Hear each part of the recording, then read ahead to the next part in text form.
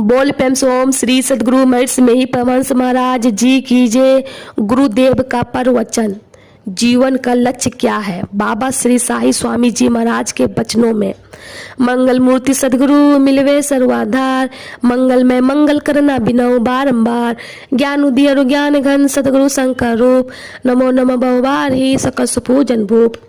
उपस्थित धर्मानुरागी सत्संग प्रेमी सदा आत्माओं, माताओं एवं बहनों, आप लोग इस बात को जानते हैं कि संसार में बहुत तरह के धंधे चल रहे हैं।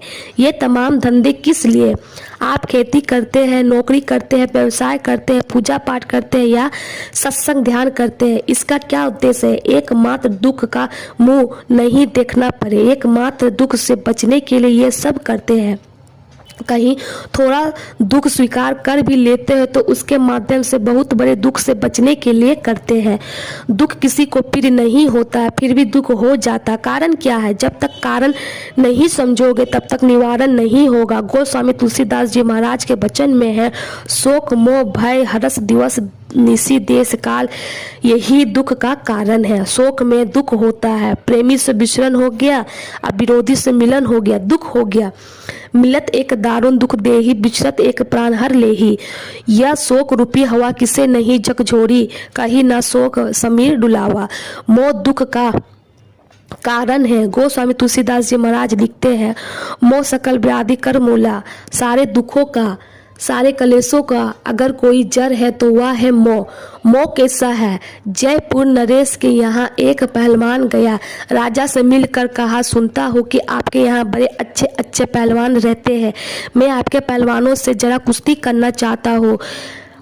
अपने पहलवानों को उन्होंने बुलाया, कहा, देखो यह पंजाब से आया है, तुम लोगों से कुश्ती करना चाहता है, कोई तैयार हो जाओ। लेकिन कोई तैयार नहीं हुआ। राजा को इस बात से बहुत लज्जा हुई। राज्य में ढिंडोरा करवा दिया कि इससे अगर जो कोई लड़ेगा उन्हें 500 रुपये का इनाम दिया जाएगा।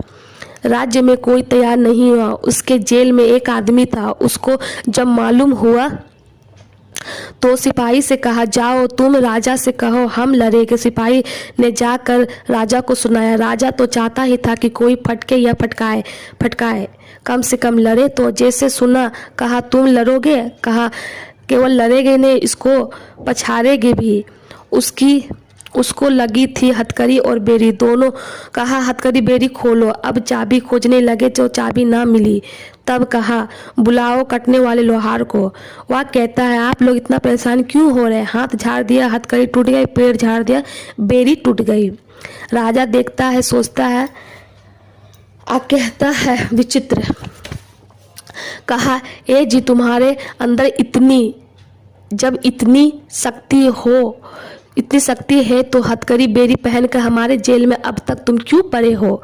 कहा मालिक हथकड़ी बेड़ी तो हम कभी भी तोड़ सकते हैं। आपकी दीवार जो है जेल की, इसको फांद कर उस पार चला जाना हमारे लिए बच्चों का खेल है। फिर भी हमारे पिताजी है, माताजी है, स्त्री है, बच्चे, ये सब हमारे इस व्यवहार से परेशान हो जाएंगे, इसलिए यह सब पहन कर बैठा हूँ। कहा अफसोस, लोहे की बेड़ी तोड़ी जा सकती है लेकिन मोह की बेड़ी तोड़ी नहीं जा सकती। मोह कैसा है? गोस्वामी तुलसीदास जी महाराज लिखते हैं कि मोह सकल व्याधि कर मूला, तेहि ते पुनि उपजाहि बहु सूला।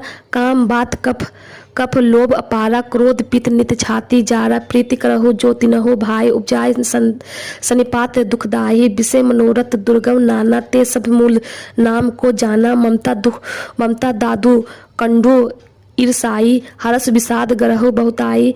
पर सुख देहि जरने सो छाई, कुष्ठ दुष्टता मन कुटलाई। अहंकार अति दुखत डमरू आ, दम कपट मद मान न रुआ। तृष्णा उदर वृद्धि अति भारी, त्रिविध इसना तरु तिजारी। जुग व्याधि जवर मत्सर अबेका, कहा लगी कहो कुर रोग अनेका। एक व्याधि बस नर मरही, ये असाधि बहु व्याधि। पीड़ित संतन जीव कहे सो कीमी, लही समाधि। एक रोग होने से लोग मर जाते हैं। जिसको इतने रोग लगे हुए हो उसका असाध्यता का क्या ठिकाना। भय दुख का कारण है। कुशल कुशलते पूछते जग में रहा न कोई, जरा महु न भय महुआ कुशल कहाते होए।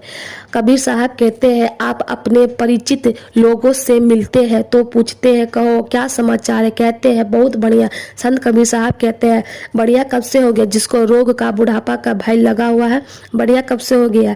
ये दुख का कारण है, ये हर्ष विषाद क्या है। जैसे सरसी लोग की छिन पानी छिन आग, जैसे ऐसे संसार का सुख है। जैसे लोहार की सरसी कभी आग में और कभी पानी में जाती है, उसी तरह संसार में सुख दुख का चक्र चलते रहता है। संसार में जितने आए सुख दुख के चक्र से कौन बचे। भगवान राम को भी जंगल जाना पड़ा, भगवान श्री कृष्ण को भी मथुरा छोड़कर द्वारका जाना पड़ा। यह सब संसार में होता ही रहेगा। यह देश काल क्या है। अभी अपने देशवासियों का जलपान का समय, ऑस्ट्रेलिया वालों के लिए अभी दोपहर का भोजन का समय है और अमेरिका वालों के लिए रात के भोजन का समय है।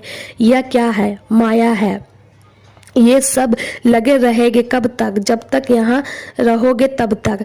कहाँ से देख लीजिए, कहाँ है देख लीजिए, संसार में है तो जरूर, लेकिन तब तक है जब तक शरीर में है। अगर शरीर में नहीं होते तो संसार में भी नहीं होते। जब तक शरीर में रहोगे तब तक दुख से बच नहीं सकते हो।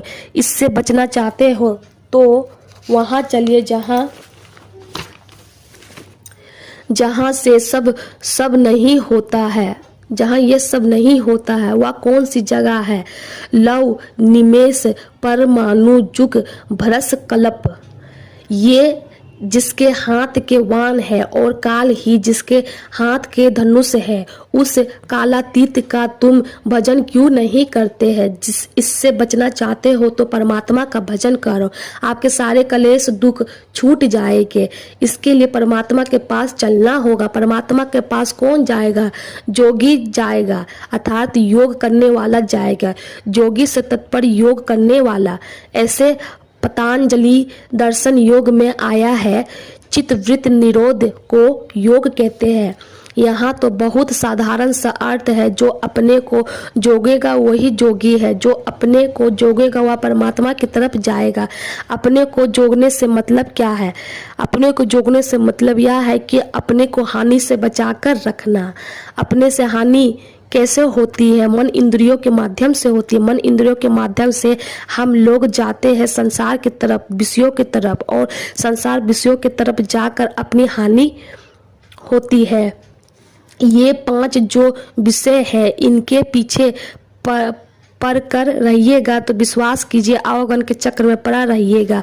5 विषयों की तरफ जाने से कैसे रुकिएगा, केवल विचार से। इसके लिए आपको साधन करना पड़ेगा। वह कौन सा साधन है जिससे आप विषयों की तरफ नहीं जा सकेंगे। वह एक ही साधन है, दृष्टि साधन है।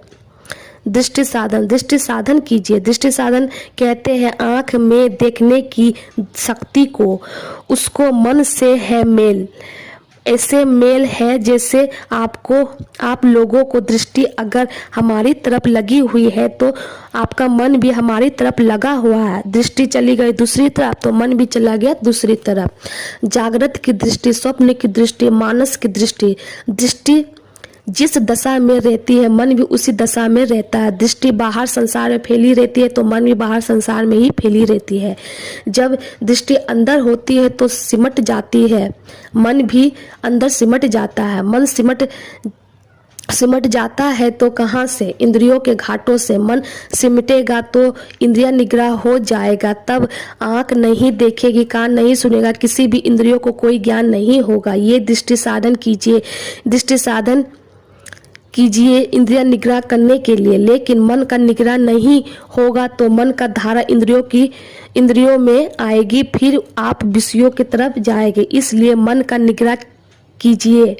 मन का निग्रह कैसे होगा, यही पूछा था ब्रह्मा जी ने शंकर जी से, मन के निग्रह का क्या उपाय है। उन्होंने कहा उपाय तो बहुत है लेकिन नाद अनुसाधन सबसे बढ़कर है। नाद का अर्थ होता है शब्द, अनुसाधन का मतलब होता है खोज, यानी शब्द की खोज। किस शब्द की खोज, जिस शब्द से परमात्मा से सृष्टि की है।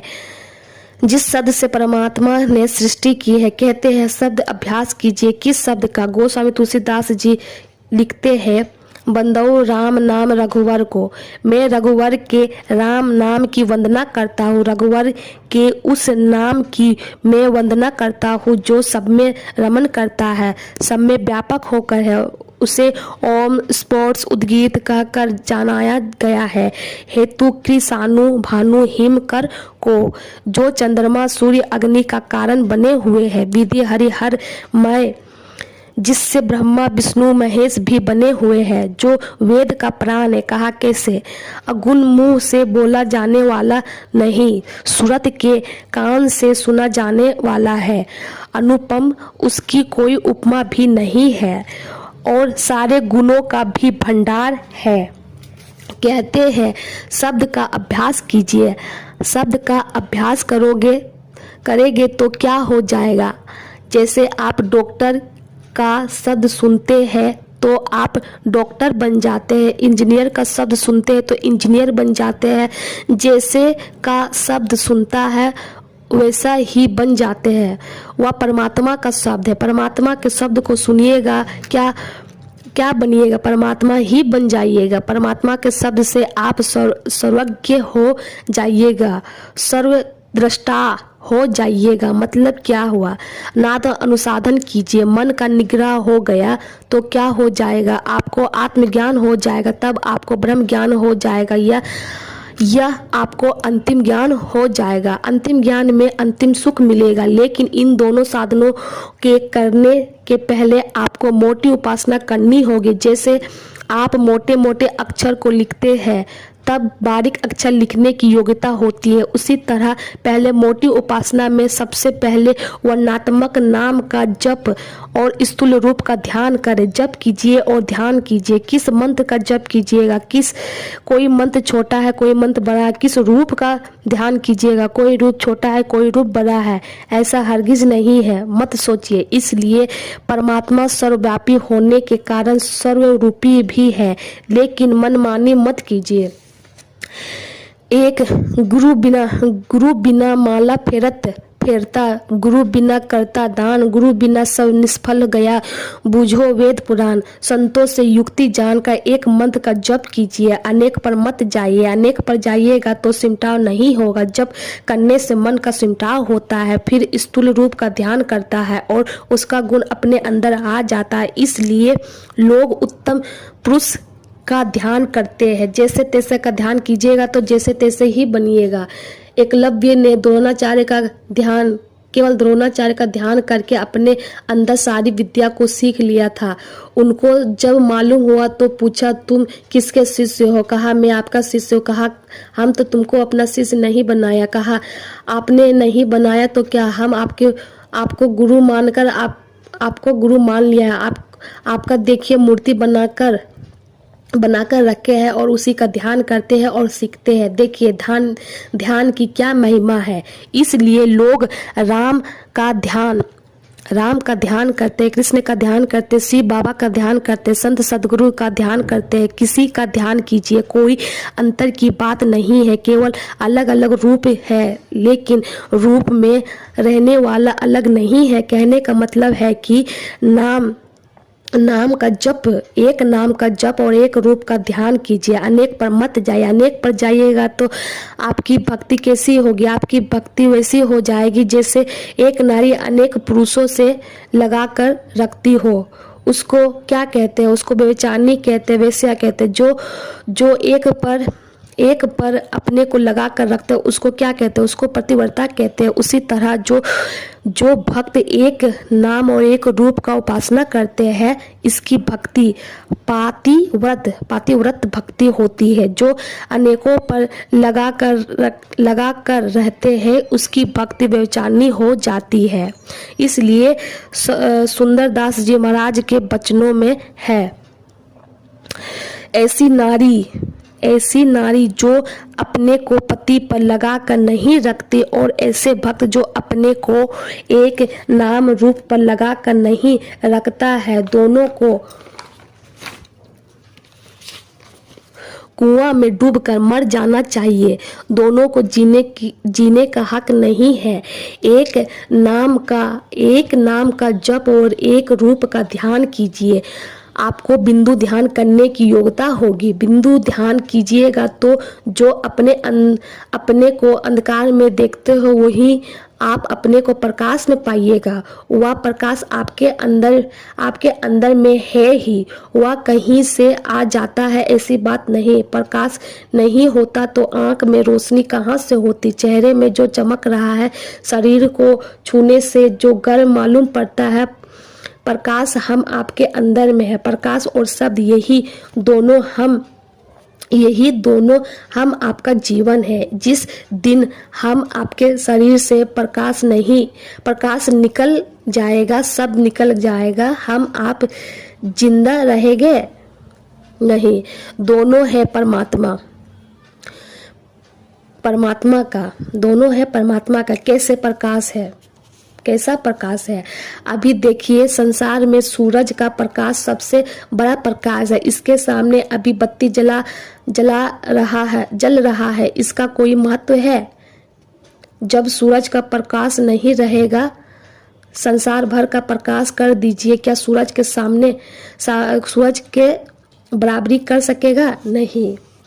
कहते हैं एक चंद्रमा को कौन कहे 16 पूर्णिमा के चंद्रमा उग जाए। आकाश में जितने तारे हैं सब तारे भी उग जाए। जितने पहाड़ जंगल है सब में आग लगा दिया जाए।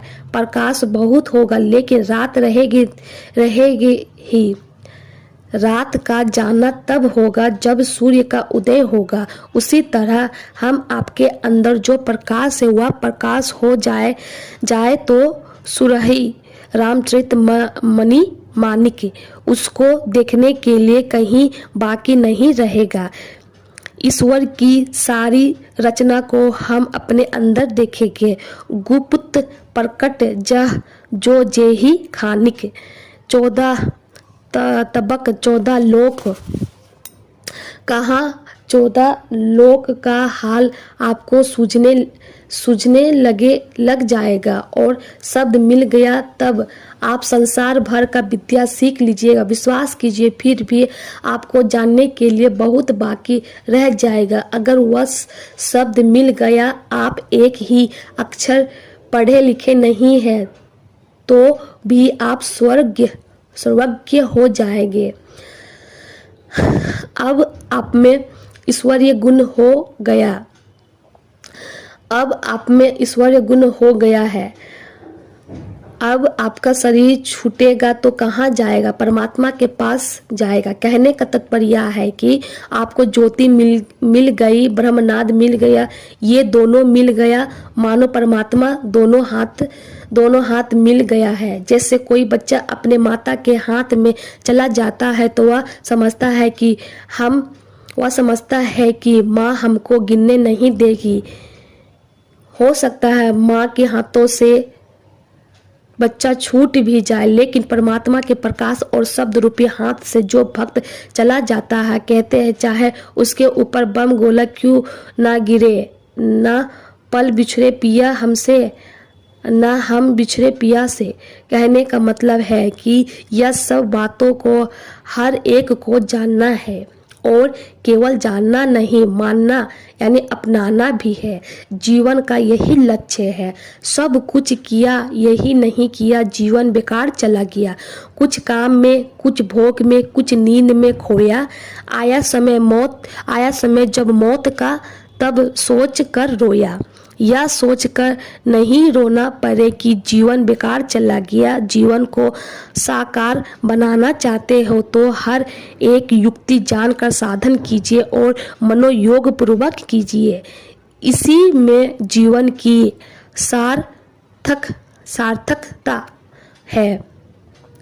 सार्थकता है।